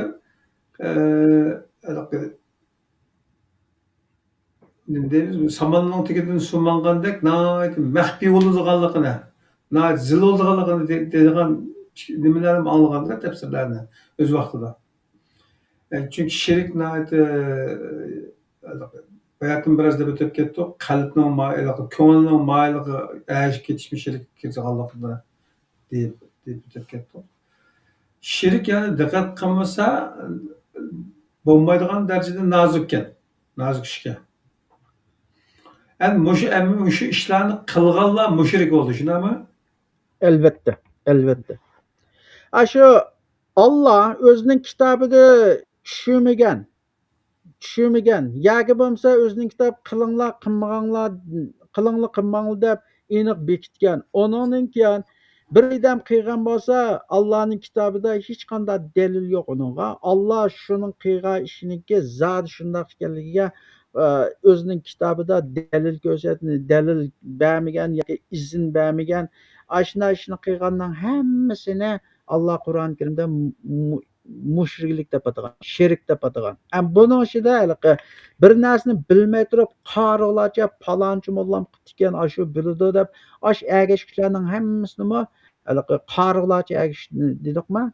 Shuning hammasi mushriklik degan. Hozir siz deb o'tdinglar mushriklikni haligi o'zini bir operatsiya qilib, tekshirib, o'zining diniy e'tiqodini shu Allohniki kitobiga silib, surishtirmasa bilmaylam ketadi aynan. Bayam oyatni dalil keltirdik Sura An'amning 22 oyatida. Aynan Alloh ulardan jahannamni qilsa, mushriklar shu o'zim yo biz qanday mushrik bo'lamiz, biz mushrik emasdik deb turib oladi ekan aynan. Uni o'lgandan keyin biladigan gap. Shu hamda u o'lgandan keyin nima ish qilsa baka mushrik ketdimi, boshida Allah ayni davrda mushriklarmi bu Allohmi yo'q bu Alloh emas deydi-ku. Shirkat deganlarni. Allohmi shu Allohmi yo'q deydi. Ajda deb nima bo'lib mushriklikni hamda jiq odamlar qabul qilg'ini unmaydi. Hamda qabul qilg'ini unmay shu o'lgan chog'da aynan boshlariga ergashib hammasi mushrik chiqdi. Uningga aynan Qur'ondan dalil ko'rsatdi. Hamda asosli deydigan gapni tochkisi haligi diniy odamlar, ya'ni Uyg'urchalashtaq mollalar yoki bo'lmasa dinchilar deb odamni bu hamda tarixdan bilgan hamda bayam haligi Bani Isroil Yahudildan misol keltirdim. Nasaralardan misol keltirdim. Hamda hozir bizning biladigan kitoblarimiz shuga, boshqa so'zning ishi. Hamda shu kitoblarda hamda Allohniki shu kitoblarda degan narsaning haligi buyurgan narsalar asosiyatdan Alloh sherik keltirishdan ner turish. Anonken shu Allohning kitobiga unmay ezib ketganligi hammasi ayni bayam nechini misol qilib keltirdi. Shu boshqalarga ergashib ezib ketganlar. Ular hech qachon sizlar bizga ergashmaydi. Ona shu dinni biladi, shu molla deb shu mollamlar harom deganni harom deydi, halol deganni harom deydi. Ashulninki shu halol harom qilganlarini shu yamish haramkin deb shu qabul qilib shunda deb e'tiqod qilganlik uchun mushrik bilan mushrik bo'lib ezib ketgan. Shunga bu kesib aytishdiki, kesib bilan aytish kerakki, shu Alloh tushirgan kitobga ergashmay, kitob sirtidagi har qanday muttafaqin alayhilamda 6 hadis kitoblarning hammasi birlik kelgan 5 ta hadisni olamdi. Ashna yaqmish Xudoning din deb ergashganligi tamomisi shunda deb e'tiqod qilganlar tamomisi Allohning kitobining hukmi bo'yicha mushrik. Buning hech qanday shak yo'q. Agar mollamlar buni aytdi, chiroyli qilsa kitobini ko'tarib bu to'g'risida ular rasmiy munozara uyushtirib maydonga chiqsak bo'ldi. Lekin bu chaqchaq qiladigan narsa emas. Bu chaqchaq qiladigan narsa emas. Mishiyada yana mushriklik, ya'ni shirik qilmishi to'silgan, cheklangan ishkan bu. Buyruq emas, to'silgan, qilma degan ishkan.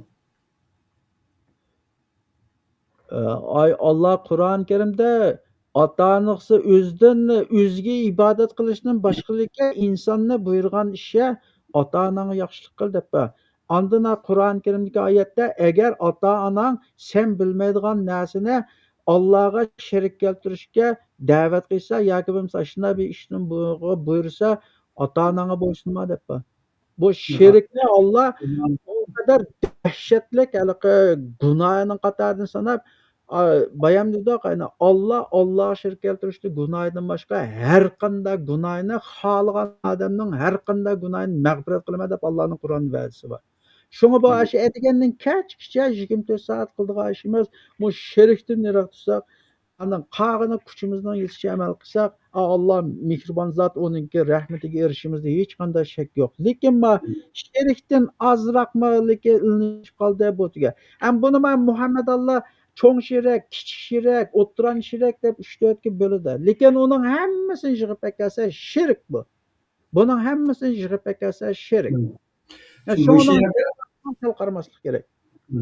Mushiyada shu ibodat deb Alloh buyurmaganini qilishmi, shunga kirib qoldi ekan hozir. Albatta, shu Alloh dinida, kitobida buyurmagan shu hamda bu yana gapga gap chiqibdi, bir narsani harom yoki halol deyishning o'zimi mushumi sherik bo'ladi. Bir narsa halol yoki harom yoki halol deyishni o'zi ammo buni deyish kerak baribir bu o'ttirg'i chiqadigan narsa bu. Hı. Inkilim hozir Ama yerim ama chiqib TV'den çıkıp ketmesi için başka tema kirmay turadi hozir. men shuni misol qilib lekin deb beray. Hı. yo yoqmi yo uni keyin gap qo'yamdoq. Ya çünkü hamma narsani bir yerda qilg'ini bo'lmaydi. Mash temini yoritish uchun Venasning haykalining bir qo'lni nimishqa yo'q degan bir dars faqat izidan chiqmaydi. Ay ustozni ko'rsatsa bir qo'lni chaqayotgan ekan. Nima shunday qilsa, "Ma qo'lni bek chiroyli chizibsan.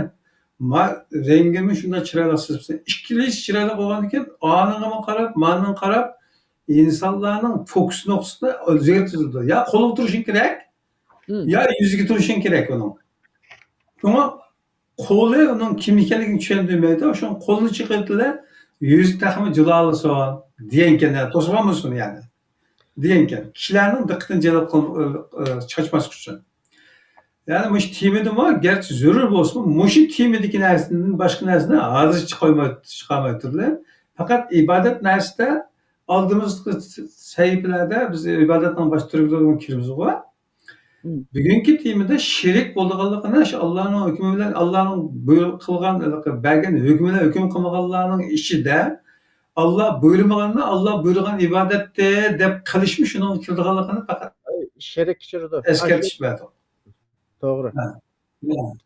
Yana bir diqqat qilishga ishtimcha o'zi xohlagancha halol harom.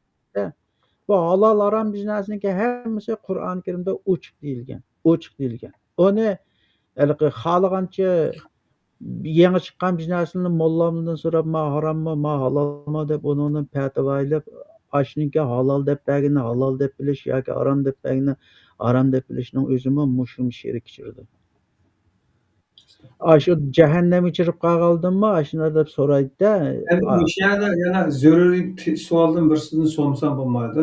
Mushriklar nejisdir degan bir oyat bor.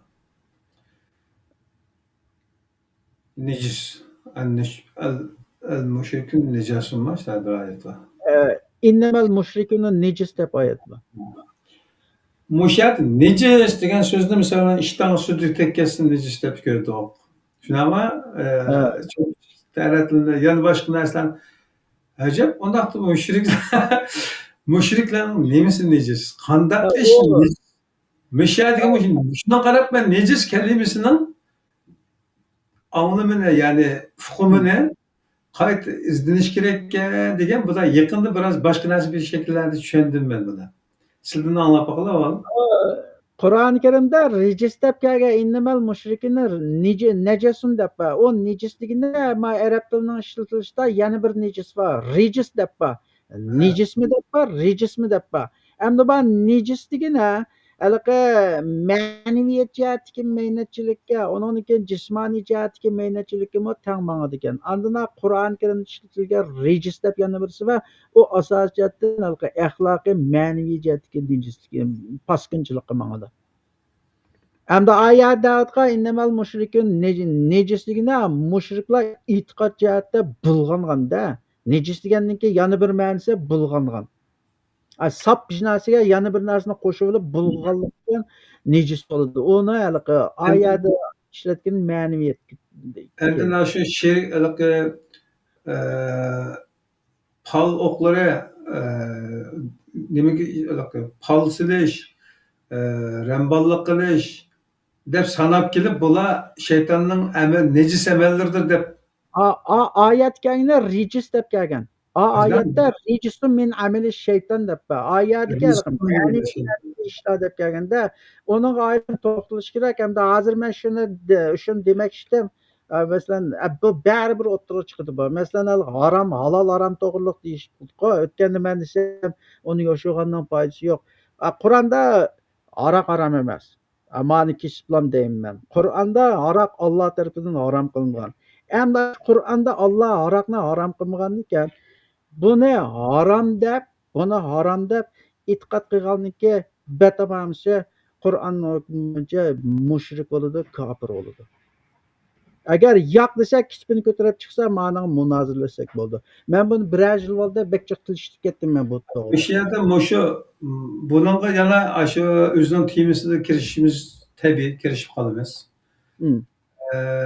Faqat mushu harom deyotganlar uningki shu nejis degan bir kalimalar ifodalanganligiga ishorat qiladi.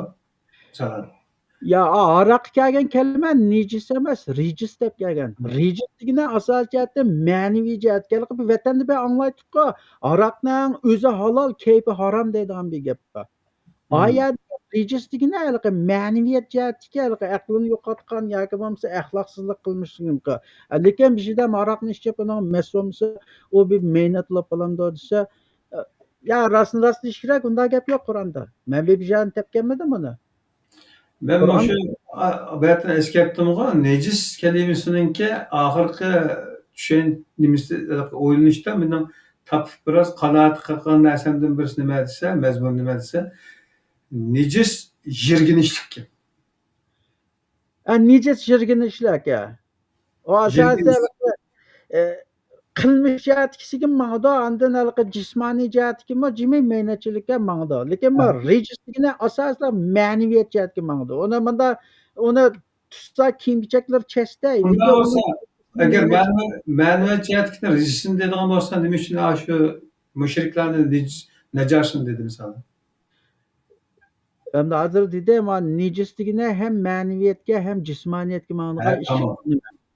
Bo'ldi. Unda bo'lsa uni shu o'zining temasida keldi, lekin faqat bu yerda mushriklikning bir nejis mushriklarning bir nejis ekanligini kelgan oyatdan qarab nejis kalimasining nima ekanligini, chunki biz nejis deb degan narsa halolda qoladigan, odam ko'rsa jirginadigan narsani nejis deymiz. Unda mushrik oldimiz bir odam mushrik turdi. Mushrikni biz turdi. Uningdan ember fırap durdu, kıyafetleri şu kadar güzel, hatta malaikalar hazır süpet edemlerin bulundu da onun içinde. Açlar süpet karaydı olsa. Onun nerede? Kana bilinmeyimiz aşağıda. Fakat onun aşık kıran emel ibadetlerdeki, fikirlerdeki, ideolojisideki Qur'onda belgilangan belgilamelardan chiqib ketgan mushriklik iqimiga kirib ketganligiga qarab turib shunday mushrik deyilgan gapkanda.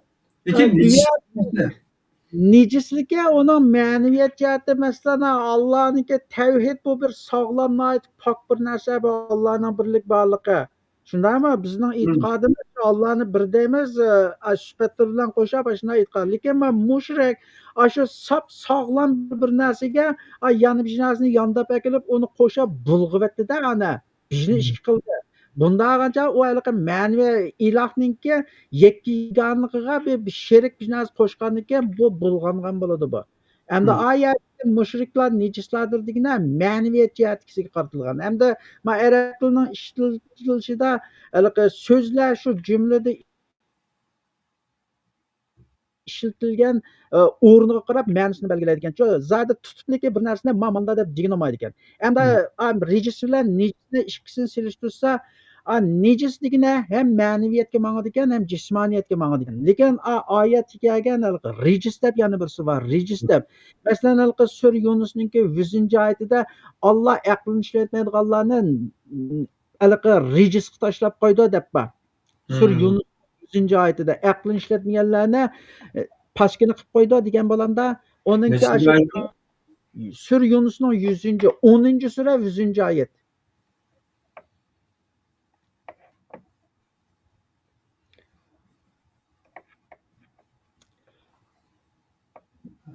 Mana 10-sura sur Yunus 100-oyat. Va ma kana li nafsin an tu'minu illa bi iznillah va yaj'alur rijsa alallazina la yaqilun deydi. Oyatda shu rijis kelganda, rijis degan mehnat degan gap. Hamda oyat kelganda Alloh aqlini ishlatmaydiganlarni paskina qilib qo'ydi deb tushunamda. Oyatdagi rijis aqlini ishlatmagandan keyin bu aqli bulg'anib ketgan aqli mehnatchilikka qaratildi bu. Shunga beshidagi oyatdami aroq boshqa to'g'riliq paloqlari degan shuning hammasi rijisun deb kelgan. Rijisun min amali shayton deb kelgan. Tamam. Shunga men so'zlarning ishlatilishini ozroq farq qilsak, qanday nurg'ulg'an narsalarga javob chiqadi. Rejis deganda ko'ngli qara, mehnat degan şey. Rejiz deganni uyg'urish nuqsa ko'ngli qara, buni ko'nglida bir yomonligi bor, buniki shum niyat qo'y, bu shunday deb qo'ydi. Ajatlik ketadi. Andin nijosat bir nima ekan deb oyog'imga nijosat chaplashib qolibdi deb uni tozalaymiz-ku, lekin rejisni bu ma'naviy jihat qaratilgan. Qur'oni Karimdagi mutlaq ko'p qism ishlatilishida. Tamam. Unda bo'lsa bugungi temamiz shu qadar bo'lgudek. Ba'zan savollarni so'rgan birodarlar bo'libdi mana ko'rmanlardan. Ama söz temisi Qur'onga aloqadarkan bu Qur'onning Qur'on qanday ishonch qilish masalasiga bir taqilgan. Bu kitob mana biz 5 turlik din haqida to'xtalyapmiz. Oldimizda kitoblarga aloqador mazmunga o'tgan chog'da. Ya'ni çünkü kitoblarning bari shuning hisobda. Baba. Şunun babiga o'tgan chog'da ana keyin mush savol shu chog' so'ralsa muvofiqkan deb o'ylab uni so'ramay dedim.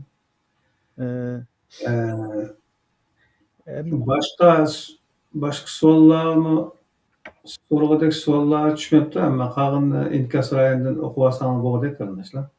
Tövbe qilish to'g'risidan qistirib qo'ying dedi. Zehnim bilan shu tavba. O'tgan deb o'tib tövbe qilishni.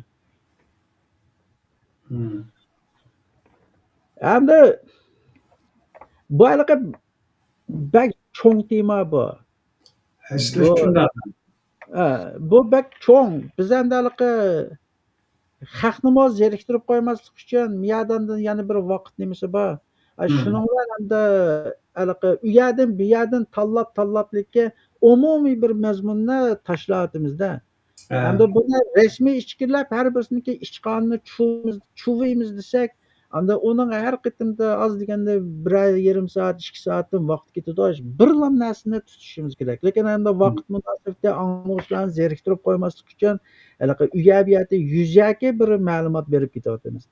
Lekin biz haliqa mag'zinlam tashlab qo'yapmiz. Masalan, bayam shu Qur'on sirtidagi hadislarning har qandig'ini, mayli Sahih Buxoriy bo'lamdi, Muslim bo'lamdi, har qandig'ini yo'qmish Xudoning dinining bir parchasi, mush islom dinining bir tarkibiy qismi deb shuni e'tirof qilib, mush hadismi Alloh tarafidan tushirilgan deb e'tiqod qilgan, e'tirof qilganlikka batamamisi, mushriklikka chatoq yo'q. 100% men bu gapimga men o'zim ega. Endi buni tushuntirish uchun oz degan 5-6 soat so'zlash ketdi. Endi buni qiziqqanligiga biz faqatlik jip uchun yo'llab qo'ydik. Uni yerga kiradigan bir yo'lga boshlab qo'ydik. Qag'inga tirishadigan bo'lsa, o'zi oqtirib ma'lumotga asosan, jipchiga asosan izlanib chirpaqsi bo'ladi. Agar uningga qoyil bo'lmasa, chiroyli yana bir o'rinlashtirsak, so'raydigan savollari bo'lsa, masalan, maxsus pishkin savol so'raydigan qilib chiqsaqmi bo'ldi. So'raydigan savollari bo'lsa, mush topda o'rtoqlashsak, undan keyin kuchimizga yetishicha javob beramiz. Undan hech qanday chatoq yo'q. Lekin bu bir yuzaki bir nima. Har birisiga ko'chilib kirmadik. Yani dastlabki bir uchur.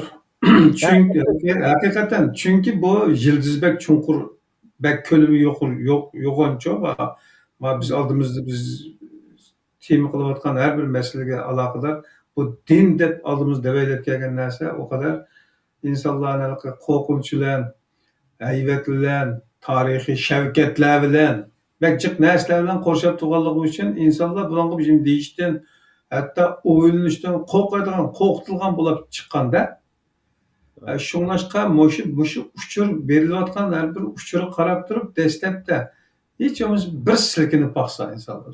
Bizim shunday boshladik. Faqat shak qilmaydigan narsamizdan bir tal chak ko'rgandan keyin hayron qoldik-da. Mumkin emas chunki hech ikkilanmaymiz. Ikkilanmay ashunda o'tdik, yillab. Kichikkina bir narsa olgan keyin to'xtab turib, yo'q desak aqli. Qur'onda kelgan naql bor. Oshilarni o'ylanish orqali bu mandakinde bu tüpü sırlap koyulgan, içinde başka bir narsa pomlap koyulgan bir narsa dedik, tatlaştırıp bugün keldik. Sizlarning keçmiş oңлашта bo'lganken, albatta shu ekran orqali o'tirib qo'yayotgan har bir programmalardagi uçurlar, qaldırılayotgan uçurlar aql egalari uchun, hür irodalik izlanuvchilar uchun samimiyat bilan o'zi va o'zi e'tiqod qilayotgan dinga ajr mehnat bilan to'g'ri tushunishni iroda qilayotgan, izlanib borayotgan qarindoshlar uchun yetarlik. Bizda ota so'zi bor-ku, aqlga ishorat, nodonga juvoldiruz. Shu ishoratni hisobida qilib ketyapmiz. Siz degandek, shu har bir masala haqida aniq tema to'xtatib, men manga qarshi yoki ma gap qanday deb savollar bilan kelsa, albatta qarshi olamiz deb kelyapmiz zaten. Bu so'zimiz so'z. Chunki bizning maqsadimiz Hoshimjonning to'g'ri, palonchining xato, pistonchining to'g'ri, pistonchining xato emas. Adam bu yerda adam yo'q. Mana ikki odam so'zlayapmiz. Bu bizning kimligimiz, qandoqligimiz, bularga qarasanglar qarindoshlar ko'rolmaysizlar, bilolmaysizlar. Bizni Alloh, bizni yaratgan Allohdan boshqa hech kim bilmaydi bizni. Bizmi malaika emas. Albatta bizmi inson. Sizlarga o'xshashlarmaydi. Xuddi o'z vaqtiga payg'ambarmi shunday edi. Payg'ambarmi sizlarga o'xshashdan yeb ichadigan, shunaqa quritilgan go'shtni yeb cho'ng'igan inson edi. Deylik. Yani hammadan o'xshash, insonlik nuqtai nazaridan hammadan o'xshash. Faqat aqlimizni nega ishlatish masalasida biroz farq qilib qoldik. Shuning ishonamizki, bir qism qarindoshlar agar izlansanglar, eng qisqa muddatda bizni yondab o'tib ketasizlar. Shuning ishonamiz. Chunki izlanguncha cho'qim topildi. To'g'ri. Endi gapimizning oxirida yig'sa, yana shu Allohniki so'zi bilan Qur'ondagi oyati bilan yig'ishtirsak bo'ldi. Qur'onda sura Zumarda, Zumarda shunday deb oyat bor. Ellezine yestemi'ul kavle ve yettebi'une ahsenehu fe ulaike humul hadahumullah ve ulaike humul ulul elbab deb oyat bor. Ya'ni so'zlaganlikka hammasini anglab, uning ishida eng yaxshisiga ergishadiganlar mana shular Alloh hidoyat qilgan kishilardir. Mana shular Alloh mana shular aql ishlatadigan kishilardir deb oyat bor. Endi yana bir oyatda qaysi oyatga aniq esimda yo'q. Agar ularga va ida zukkiru bi oyatillahi summun va umyana deb lam yahru summun va umyana deb oyat bor. Agar ularga marhamatlik Allohningki oyatlari bilan nasihat qilsang yoki marhamatlik Allohning oyatlarini ularga eslatsang, ular hech qachon o oyatlar haqida g'osh yoki g'acho'lamaydi deb oyat bor Qur'on Karimda.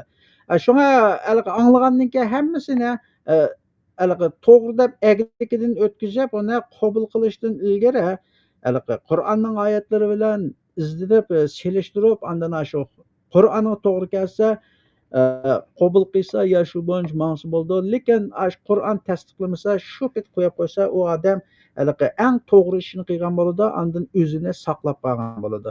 Endi gapning oxirida qorilarcha palonchi mollam o'qitgan, Azharda o'qitgan, Makka Madinada o'qitgan, ashu bilmagan sen bilib olamsan, ashu bilmasa men bilam dema deb ashlar qorilarcha erkishning hammani bayan bir nechini keltirdik. Endi to'xtamay bir soat keltirish mumkin. Hammasi Alloh Qur'on Karimda mushriklik degan. Shunga dinda qorilarcha ergashmanglar. Nimaga e'tiqod qilayotganinglarni bilib ergishinglar. Bu o'zinglar uchun yaxshi. Gapim tugadi. Rahmat.